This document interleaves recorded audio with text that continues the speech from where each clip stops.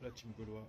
Alors expliquer l'histoire du casque, ok, je vais essayer d'expliquer l'histoire du casque. Faire et commencer à se poser la question, mais comment je vais faire, quelle entrée je vais faire. Je vais faire simple, c'est moi qui va prendre l'entrée, on va faire très simple.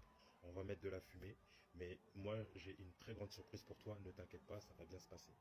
Donc il a dit ok Hiro, bah, je te fais confiance. Donc ça c'était peut-être 3 4 mois avant le concert. Donc moi j'ai fait le casque. En fait le casque c'est un casque intégral. D'accord. J'ai fait comme à l'intérieur un mini studio. Avant j'avais commandé sur Amazon une espèce d'émetteur-récepteur. On va dire talkie-walkie pour que les gens comprennent. Talkie-walkie c'est à dire qu'on parle, la personne elle entend et vous pouvez lui parler. J'ai fait en sorte que dans le casque le son puisse être isolé. C'est-à-dire que lui il n'entend pas le brouhaha, la musique derrière de ces musiciens, mais c'est filtré. Donc il y a eu un filtre à l'intérieur pour qu'ils puissent au moins avoir les notes et qu'ils puissent chanter.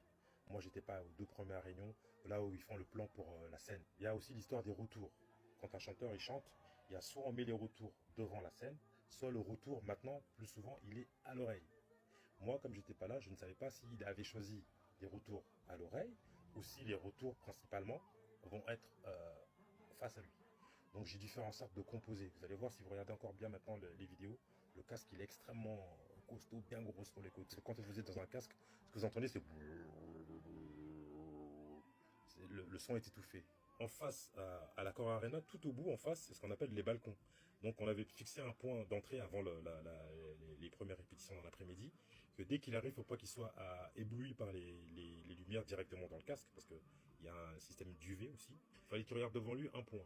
Donc à un moment donné, au démarrage, donc je lui parle, je lui dis ok, démarre. Donc là il démarre, et quand il fait ça, vous allez voir qu'il commence, il fait ça, c'est en fait pour voir le point. Alors, imaginez que là mon œil, c'est le point. Il fait comme ça. Le fait d'être comme ça, donc déjà, il s'approche du point. À un moment donné, il s'arrête. Là, il commence à chanter. Et donc, quand refait ça, il va dire que là, il va reculer. Et donc, moi, je lui parle, ok, d'accord, c'est bon, tu peux partir. Est-ce que tout va bien? Et à un moment donné, il fait ça. Ça veut dire que là, ça veut dire qu'on coupe la communication, lui et moi.